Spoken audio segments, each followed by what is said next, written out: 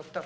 Muchas gracias, senadora Gómez del Campo. Muchas gracias por esta oportunidad a todas y ustedes, legisladores federales.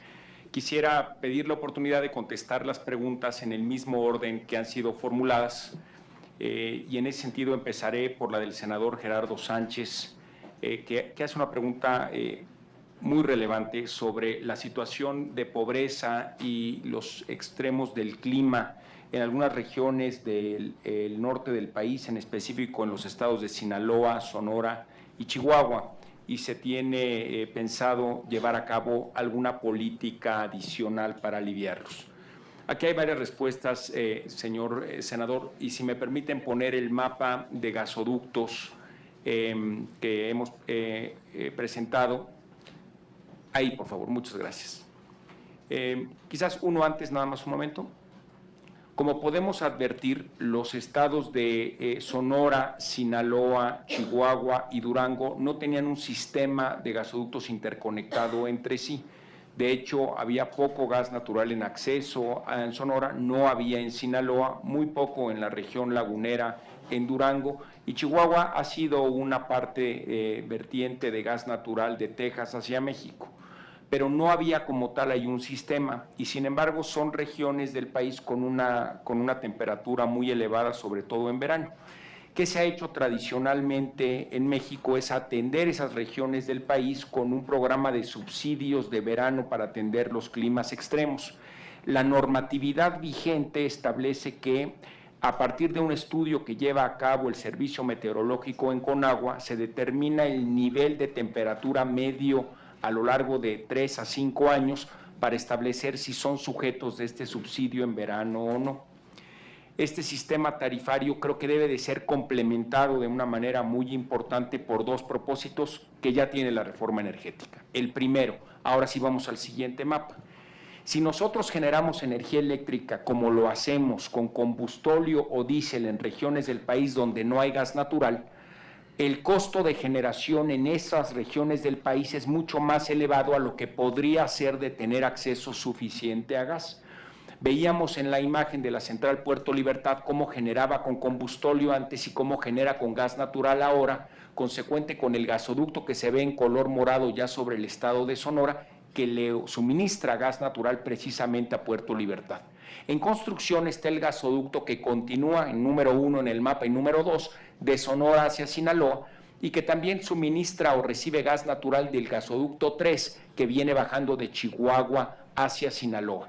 Es decir, el primer esquema es bajar los costos de generación de energía eléctrica en esas regiones del país para poder tener tarifas más competitivas en México hacia adelante. La sustitución de combustibles y la actualización de tecnología que nos ha permitido la reforma energética es un primer paso para atender una demanda sentida de la sociedad en condiciones extremas de clima.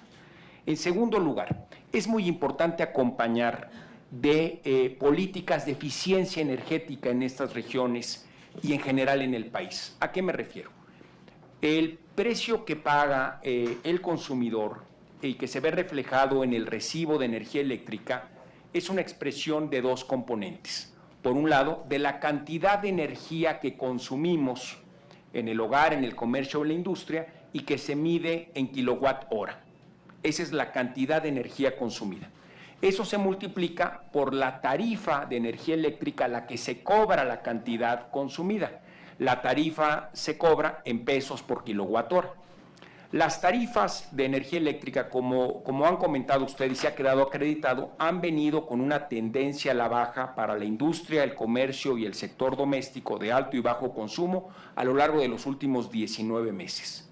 Sin embargo, también tenemos datos para acreditar que el consumo de energía eléctrica está subiendo en nuestro país. Les mostré un gráfico de cuál es el consumo histórico y es muy reciente. Estamos en este verano rompiendo los récords históricos de consumo, y también se puede observar eso a nivel de consumo industrial, comercial y doméstico. ¿Qué está sucediendo? La estabilidad económica y el crecimiento económico de México están arrojando mayor consumo de energía eléctrica. Esto es común en países desarrollados, donde se consume más energía eléctrica que en países con menor nivel de desarrollo. A mayor nivel de desarrollo, el consumo energético es mayor. Y eso también se aprecia en el nivel de desarrollo económico, social o cultural de la población que tiene consumo doméstico. A mayor electrodomésticos o bienes de consumo eléctrico, aumenta el consumo energético.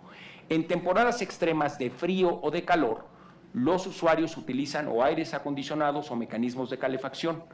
Eso se puede apreciar claramente en los recibos de energía eléctrica en la columna de cantidad de energía consumida. Por esa razón también las tarifas se miden en el mismo mes del año distinto, es decir, para poder contrastar peras con peras, manzanas con manzanas, épocas de verano con épocas de verano, épocas de invierno con épocas de invierno. En general, consumimos más energía eléctrica en verano y en invierno que en primavera y en otoño. En consecuencia, el consumo de energía eléctrica aumenta en estas épocas con respecto al clima, aunque la tarifa esté disminuyendo, la multiplicación de cantidad por precio puede arrojar un recibo de energía eléctrica más alto en verano que en primavera. Y esto es cíclico y natural en los sistemas eléctricos de nuestro país. En cada recibo de energía eléctrica se puede apreciar la tarifa de energía eléctrica, tanto doméstica como comercial o industrial. E invitamos a todos los consumidores a contrastar sus recibos de energía eléctrica y advertir que la tarifa está disminuyendo de manera constante. Lo que ha aumentado es la cantidad de energía eléctrica consumida. Y en este sentido, en los lugares de temperaturas extremas, debemos de trabajar más con la sociedad civil para poder trasladar tecnología de punta en ahorro de energía. Un ejemplo son los focos ahorradores o LED. Otro es los mecanismos para sellar puertas y ventanas cuando utilizamos calefacción o aire acondicionado. Mi mamá, una adorada mujer de 70 años, cuando prende el aire acondicionado, abre las ventanas y las puertas en lo que se enfría. Pues está tirando el dinero por ventanas y puertas en lo que se enfría. Y cada bimestre también me llama y me dice que baje el recibo de luz. Utiliza un refrigerador de tecnología ya muy superada, que teníamos cuando yo era niño y vivía con mi mamá. Y lo hemos tratado de cambiar mis hermanos y yo repetidas ocasiones y no se deja. Dice que los nuevos refrigeradores no enfrían como los de antes. Es indispensable actualizar la tecnología en electrodomésticos. Hay programas, se han referido en las preguntas del FIDE, que tiene programas de acompañamiento para hacer los cambios de electrodomésticos a eficiencia. Y es muy relevante este otro punto, que hay un programa de Semarnat que lo atiende. Un electrodoméstico de baja eficiencia energética, cuando es sustituido, debe de ser remitido a los centros de confinamiento de Semarnat para que se pueda atender con cuidado al medio ambiente. Y debe de hacerse porque también una tendencia es quedarse con las dos televisiones, la vieja que consume energía eléctrica de manera amplia y la nueva que tiene un consumo de energía eléctrica menor. Si utiliza usted las dos televisiones, lo que sucederá es que su consumo de energía eléctrica va a subir, no bajar por la inversión que usted ya hizo en actualizar su electrodoméstico. Es muy importante y en la Comisión Federal de Electricidad incrementaremos el programa de difusión de eficiencia energética y lo haremos acompañando a ustedes, si así nos lo permiten, en las comunidades y regiones que representan para poder hacer un programa que acerque el uso de eficiencia energética a los usuarios. En los programas agrícolas subsisten los subsidios agrícolas y este es un elemento muy importante de la reforma energética.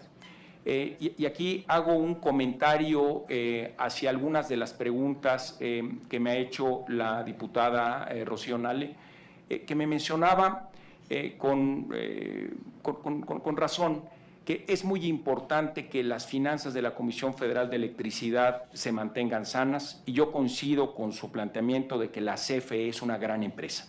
Como usted lo ha dicho, la Comisión Federal de Electricidad es una excelente empresa y habrá que cuidarla bien. En la reforma energética se estableció que a diferencia del sistema fiscal anterior al que hizo referencia el diputado Vidal Llerenas, ya no, la Comisión Federal de Electricidad ya no absorbe el subsidio tarifario que se le refleja al sector agrícola, que tiene las tarifas subsidiadas, o al sector doméstico de bajo consumo, que también las tiene, y que en consecuencia actualmente no sufren el cambio tarifario al que hemos hecho referencia en la presentación. Es importante subrayar, la totalidad del sector agrícola en el país no tiene aumentos tarifarios y la totalidad del consumidor doméstico de bajo consumo no tiene aumentos tarifarios y de hecho su tarifa de energía eléctrica es en este momento 2% menor que en diciembre del año pasado. Son más del 90% de los usuarios del sistema eléctrico nacional quienes ven estos beneficios en su recibo.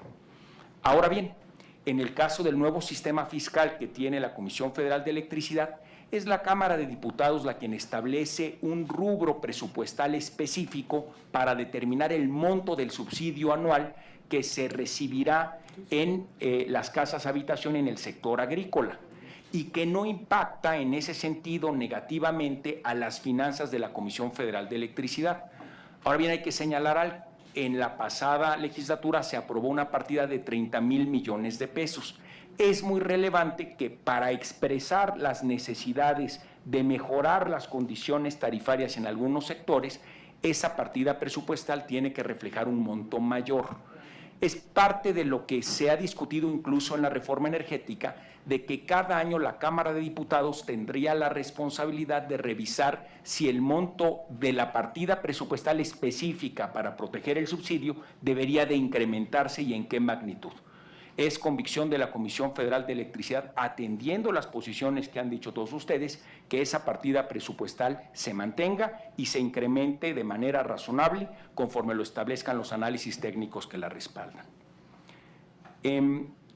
Ha dicho usted muy bien que el sector primario en México, senador Gerardo Sánchez, ha crecido atendiendo a un impacto que tiene la tarifa eléctrica subsidiaria en el campo para el beneficio de los agricultores. Y aquí debemos de ser muy claros, y yo le agradezco mucho la participación a la señora senadora, porque este es un programa que arroja beneficios para los productores agrícolas en el estado de Hidalgo, en el estado de Michoacán, en los estados del norte del país y en toda la República. ¿Qué quiere decir? La norma establece que para tener acceso a la tarifa agrícola con subsidio, el productor debe de acreditar ante la Secretaría de Agricultura su actividad económica y ante la CONAGUA el tener la concesión de agua correspondiente a su desempeño. Teniendo esos dos documentos oficiales, es que la Comisión Federal de Electricidad le puede reconocer la tarifa agrícola. Hemos advertido de manera conjunta el señor secretario de Agricultura, Calzada, el señor director de la CONAGUA, el doctor Ramírez, y un servidor, que hay un importante número de productores agrícolas que no teniendo alguno de los dos trámites hechos o con la Secretaría de Agricultura o con CONAGUA, conforme a la ley, no tienen acceso a la tarifa agrícola y pudieran estar llevando a cabo su actividad económica, pero con tarifa de otra magnitud. En consecuencia, no teniendo o no recibiendo el subsidio correspondiente a la actividad por no contar con la documentación necesaria. Se ha firmado hace un mes un convenio de colaboración, el primero, entre la Secretaría de Agricultura, la CONAGUA y la Comisión Federal de Electricidad, que atestiguó el presidente Enrique Peña Nieto en un evento en Baja California, donde se estableció un programa para ir compartiendo la información y socializando con los productores agrícolas para que efectivamente cumplan con la normatividad existente y puedan tener acceso a esa tarifa que en los hechos en algunas ocasiones ha quedado de lado. Ejemplo muy claro es el de Hidalgo, donde hemos impulsado un programa, como bien señala la senadora, para beneficiar a los productores del campo, para que no solo sí tengan acceso a la tarifa agrícola, sino que también puedan beneficiarse de tarifas agrícolas menores si orientan su producción agrícola a las horas de la noche, donde la tarifa eléctrica tiende a ser de menor precio a la tarifa durante el día, que compite con el suministro eléctrico con el resto de las actividades cotidianas de nuestra economía y de nuestro desarrollo social. En consecuencia, el convenio entre la Secretaría de Agricultura, la CONAGUA y la Comisión Federal de Electricidad está vigente. Estamos regularizando en todos los estados de la República con grupos de trabajo tripartitas esta situación y, si me permiten, en unos meses, cuando sea oportuno para ustedes, presentar los documentos y datos que acrediten el avance de este programa en entidades federativas correspondientes. El senador Zoe Robledo señala un elemento fundamental en cuanto al reto de electrificación nacional. Actualmente el 98.5% de los mexicanos cuentan con un servicio eléctrico. Somos uno de los países más electrificados del mundo. Y el compromiso de la Comisión Federal de Electricidad es continuar llevando a cabo los programas de electrificación para que el 99% de la población tengan acceso a energía eléctrica en esta administración. Eso incluye la totalidad, el 100% de las escuelas públicas del país, que estamos trabajando de manera armónica en un convenio firmado con la Secretaría de Educación Pública encabezada por el secretario Aurelio Nuño. En Chiapas tenemos una electrificación del 96.17%. La electrificación urbana está en 99.37%, es decir, por arriba del promedio nacional. Sin embargo, la electrificación rural en el estado de Chiapas se encuentra en 92.9%, cifra por debajo del promedio nacional. ¿A qué se debe esa realidad?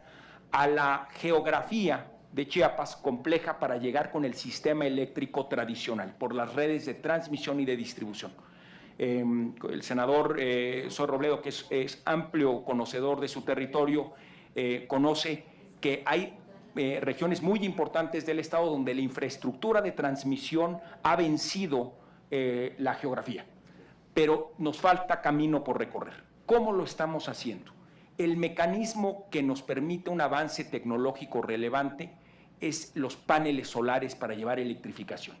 Y los paneles solares tuvieron en algún momento rechazo por la sociedad porque decían que no era energía eléctrica de la buena. El panel solar naturalmente depende de que tengamos luz de día para generar energía eléctrica, pero gran parte del día es obscuridad. La noche, la madrugada y la época de lluvias disminuyen la posibilidad que tiene un panel solar de generar energía eléctrica. Ha habido un gran avance en baterías de almacenamiento de energía eléctrica que, acompañadas de un sistema de paneles solares, puede suplir estos elementos. Hace un par de meses tuve la oportunidad de estar en el estado de Baja California Sur, muy bien representado por el senador Barroso aquí en el Senado de la República, donde una de las comunidades que nos faltaba por electrificar a través de un programa de paneles solares y baterías ya cuenta con un sistema eléctrico modesto y con el compromiso de la Comisión Federal de Electricidad de seguir avanzando en la red de electrificación a través de transmisión para llegar a las comunidades más alejadas. Y es lo que estamos haciendo en Chiapas, senador, y quisiera pedirle la oportunidad de que recorremos estas comunidades juntos para poder ver esta tecnología en acción en distintos puntos del estado de Chiapas. Nuestro director de la subsidiaria de distribución, Roberto Vidal, está llevando a cabo ese programa y lo estamos haciendo con una nueva unidad de negocios en la Comisión Federal de Electricidad que se llama CFE Solar, que va a permitir poner a disponibilidad del público tecnología de punta, probada por nuestro laboratorio de pruebas como eficiente y segura, de paneles solares para casa, habitación y comercios. Es una buena herramienta que ahora nos da la tecnología para cerrar la brecha de electrificación en Chiapas y en otros espacios del territorio nacional. Me comentaba el señor senador de cuál es la estrategia para superar las resistencias sociales ante proyectos de infraestructura. Y permítanme señalar que esta es una de las situaciones comunes ante cualquier participación del sector público o privado en construcción de infraestructura significativa. Por un lado, es necesario incrementar la infraestructura para electrificar más partes del territorio chiapaneco y por otro lado, la construcción de estas torres de transmisión pasan por ejidos y por poblaciones comunales donde se requiere la autorización y el pago puntual y oportuno de parte de la Comisión Federal de Electricidad para trasladar la infraestructura por ahí. Uno convive a lo largo del territorio nacional con distintas reacciones a la infraestructura en territorio. Es un fenómeno conocido en el mundo como estoy de acuerdo con la que exista la torre de electrificación, pero no en mi backyard, no en mi patio trasero. No me gusta, no me gusta el poste de luz enfrente de la entrada de mi casa. Si quiero la energía eléctrica. Pasa lo mismo con los trabajos de cableado subterráneo. Aquí en esta delegación Cuauhtémoc, con quien tenemos una relación de trabajo muy armónica, uno de los retos es llevar a cabo los programas de electrificación subterránea que la comunidad ha pedido a la Comisión Federal de Electricidad que se expandan de la Avenida Reforma y de todo el centro histórico hacia la zona rosa y la colonia Roma. Sin embargo, las obras asociadas con el cableado subterráneo son muy invasivas. Hay que picar las banquetas, hay que picar en ocasiones las calles, son sucias y son ruidosas. No hay buena hora para llevarlas a cabo. El diálogo es el mejor mecanismo que tiene la Comisión Federal de Electricidad para avanzar en sus proyectos de infraestructura, tanto de generación como de transmisión y de distribución. Tenemos un área especializada en la materia con años de experiencia para acercarnos a las comunidades y establecer convenios de pronto pago en aquellos espacios que pedimos derechos de paso. También nos hemos enfrentado a personas ajenas a las comunidades que van a verse beneficiadas por la infraestructura y que movilizan personas, incluso en algunos casos ajenas a esas comunidades, para bloquear proyectos de infraestructura y exigir a cambio de eso pagos exorbitantes que no tienen nada que ver con el proyecto de infraestructura. Hemos llevado a cabo trabajos para distinguir del apoyo que se le debe de dar oportuno y justo a las comunidades y atención social, construcción de infraestructura adicional que se requiera, y separarlos de aquellos extorsionadores que lo que están buscando es detener el progreso propio de las comunidades que dicen, aunque no es cierto, que dicen representar, y poder separar aquellas demandas justas y socialmente atendibles de aquellos mecanismos que se alejan de la construcción del México al que queremos llegar. Por otro lado, me pregunta sobre las tarifas y le comento, la tarifa doméstica de bajo consumo, la que atiende al 90% de los usuarios de CFE, son 35.5 millones de usuarios que consumen la tarifa doméstica de bajo consumo, de los 40 millones de usuarios que tenemos a nivel nacional, no tiene cambio alguno y de hecho está bajando en 2% por segundo año consecutivo con respecto al mes de diciembre del año anterior, y así seguirá. La diputada Mariana Benítez me comentaba qué otras herramientas podemos utilizar para poder acercarnos a las comunidades que requieren de procesos de electrificación y modernización para bajar las tarifas. Uno de los elementos son las tecnologías de paneles solares. El otro proceso muy importante son las baterías de almacenamiento de energía eléctrica. Como mencionado antes, son los dos mecanismos de tecnología de punta que nos permiten llegar a esos resultados. Y quisiera mostrar ciertos avances en esa materia. Si pudiéramos ver, por favor, las imágenes de las baterías en Tesla.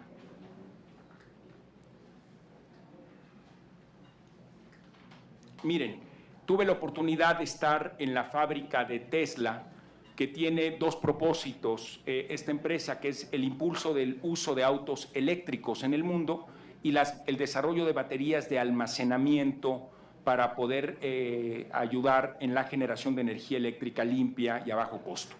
Son las imágenes del lado derecho, son baterías para uso doméstico, las que están en el lado derecho arriba, y en la imagen del lado derecho abajo son las baterías para uso comercial y de mediana industria. La Comisión Federal de Electricidad está en diálogos con la empresa Tesla para poder tener acceso a esta tecnología de punta y ponerla a disposición de los consumidores del sistema eléctrico nacional. Quisiera mostrar el video de las